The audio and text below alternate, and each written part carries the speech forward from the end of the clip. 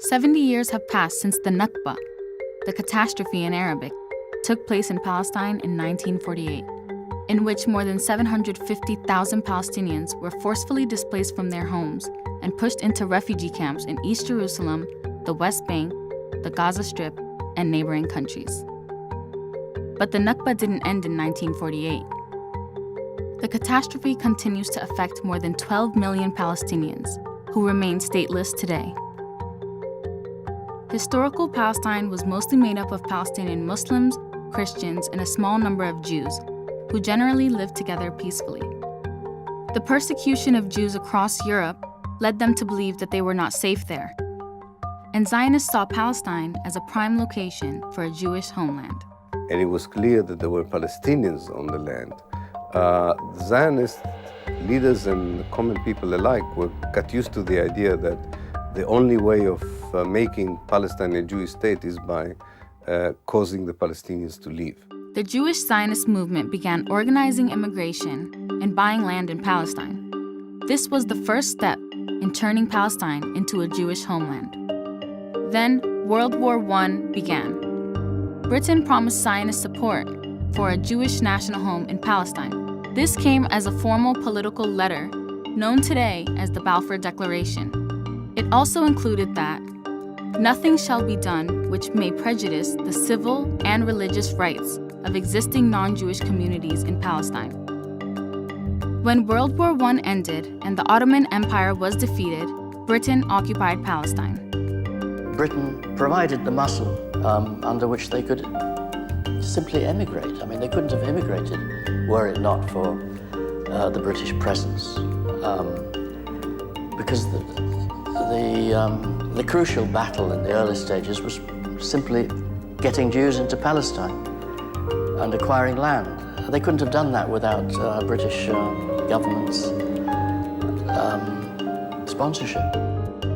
Jewish migration into Palestine continued for decades, and the Palestinian people organized large demonstrations against this influx. Palestinians saw British support of Zionism as biased and unfair. So the people of Palestine revolted in 1936 to fight against British and Zionist occupation. During the 3-year uprising, thousands of Palestinians were killed, and hundreds of British citizens and Jewish Zionists died as well. Britain dismantled the Palestinian Revolution, leaving them with no political or military leadership. However, the British also began limiting Jewish migration.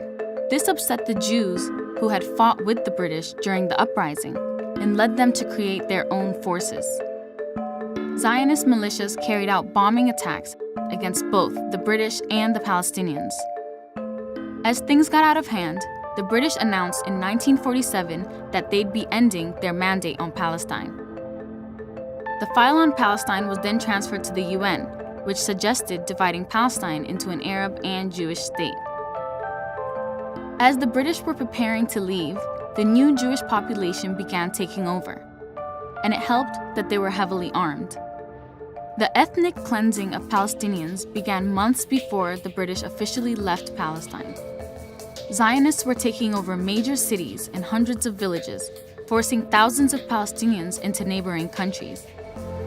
It happened many times that the Israeli, very holy soldiers took 10 of the youngsters in the middle of the village, shot them just in order to kill them, in order that all the others will see it and run away. And if it's not enough, they took others also. The British ended their mandate on May 14, 1948, leaving their tanks and armored weapons to the newly created State of Israel. From the time the British occupied Palestine in 1917 to when they left in 1948, the number of Jews is estimated to have multiplied 10 times to 500,000. As Zionist Jews declared the State of Israel on May 14, 1948, the surrounding Arab nations declared war, with the objective of liberating Palestine. Although Palestine had the support of other Arab nations and they outnumbered the Jewish population, the Israelis also had foreign military, political, and financial support. They were highly prepared, highly dedicated, well-armed, fighting force, which was superior to all the Arab armies combined. Israel grew beyond the UN partition lines during the Arab-Israeli War by destroying Arab villages and further reducing the Palestinian population. By April 1949, more than 500 villages and 10 cities were captured by the Israelis. Over 750,000 Palestinians were expelled from their homes, and over 13,000 Palestinians had been killed.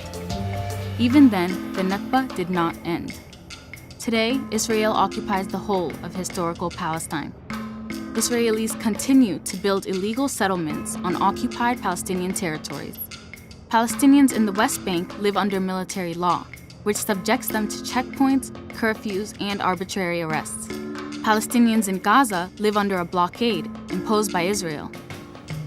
Gaza is set to become unlivable by 2020. Palestinians today continue to demand their right to return to their homes. For them, the Nakba will not end until this right is granted.